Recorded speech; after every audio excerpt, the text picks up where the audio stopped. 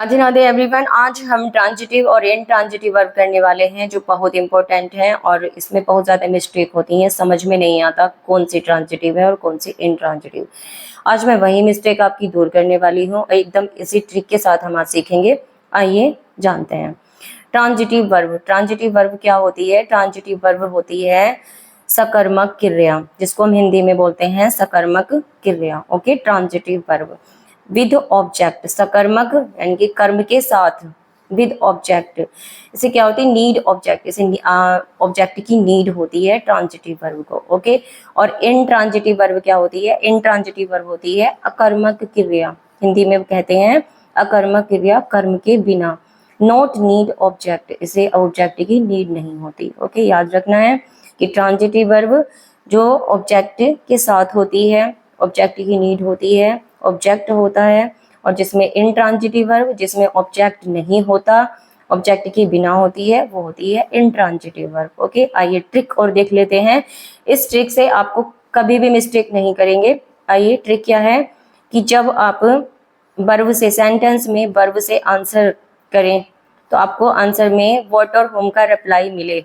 क्या और किसको का आंसर मिलता है वर्ब से, तो वो क्या होती है? ट्रांजिटिव वर्ब होती है। और इनट्रांजिटिव वर्ब में जब आप वर्ब से कोई भी आपको क्या और किसको का आंसर नहीं मिलता, व्हाट और होम का रिप्लाई नहीं मिलता, तो वो क्या होती है? इनट्रांजिटिव वर्ब होती है। क्या समझ में आया? जब वर्ब से आप व्हाट और होम का आंसर मिलता है, वर्ब से पूछने पर व्हाट और होम का आंसर मिलता है तो ट्रांजिटिव वर्ब होती है। और जब आपको वर्ब से कोई आंसर ना मिले व्हाट और होम का, तो इनट्रांजिटिव वर्ब होती है। याद रखना है, इंपॉर्टेंट है, इससे आपको कभी भी मिस्टेक नहीं होगी। आइए एग्जाम्पल से और अच्छे से समझ में आ जाएगा।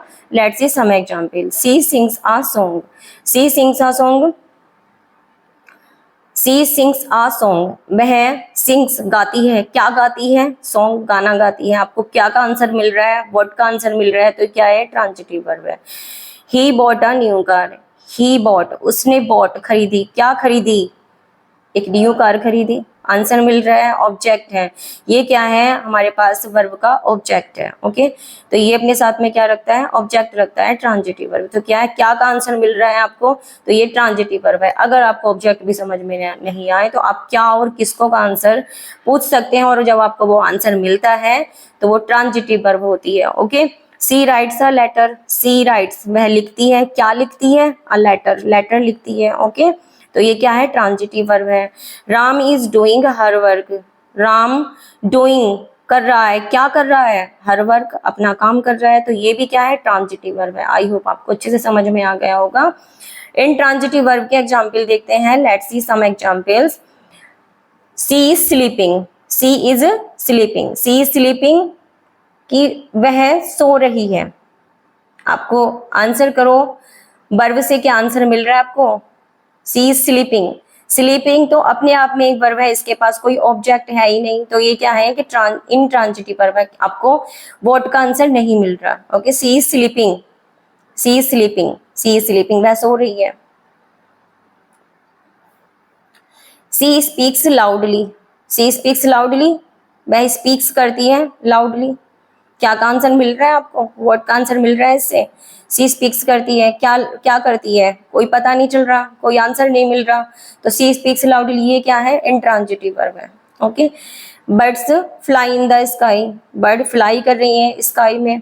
ओके, क्या आपको आंसर मिल रहा है व्हाट का?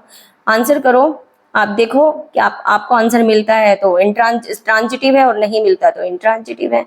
तो फ्लाई से आंसर मिल रहा है आपको कि इससे आंसर मिल रहा है वेयर का, वो कहाँ कर रही है? स्काई में कर रही हैं।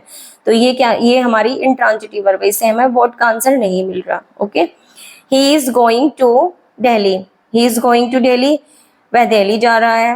तो क्या आपको आंसर मिल रहा है? आप वर्ब से आंसर करो, गोइंग से, गोइंग हमारी वर्ब है तो इससे आंसर करो। वह कहाँ, वह जा रहा है, वह कहाँ जा रहा है, कहाँ का आंसर मिल रहा है? Not what. ओके, इससे हमें कहाँ का आंसर मिल रहा है? वेयर का आंसर मिल रहा है, not what. Okay, I hope आपको आज का टॉपिक अच्छे से समझ में आ गया होगा, ट्रांजिटिव वर्ब और इनट्रांजिटिव वर्ब। इसमें आप एक बात जरूर याद रखिएगा, जब ऑब्जेक्ट होता है और तो ट्रांजिटिव वर्ब होती है, जब ऑब्जेक्ट नहीं होता तो इनट्रांजिटिव वर्ब होती है। ओके, सेंटेंस में। और जब आप वर्ब से आंसर करते हैं और आपको आंसर में क्या और किसको का आंसर मिलता है, व्हाट और whom का आंसर मिलता है, तो ट्रांजिटिव वर्ब है। और आपको व्हाट और whom का आंसर नहीं मिल रहा, क्या और किसको का आंसर नहीं मिल रहा वर्ब से, तो वो इंट्रांजिटिव वर्ब है। आई होप आपको अच्छे से समझ में आ गया होगा और हम नेक्स्ट टॉपिक के साथ में मिलेंगे। वीडियो को ज़्यादा से ज़्यादा शेयर करना, लाइक करना ना भूलिए फ्रेंड्स, लाइक जरूर से ज़रूर करें और फॉलो करें चैनल को। Okay, thanks for watching. Radhe Radhe.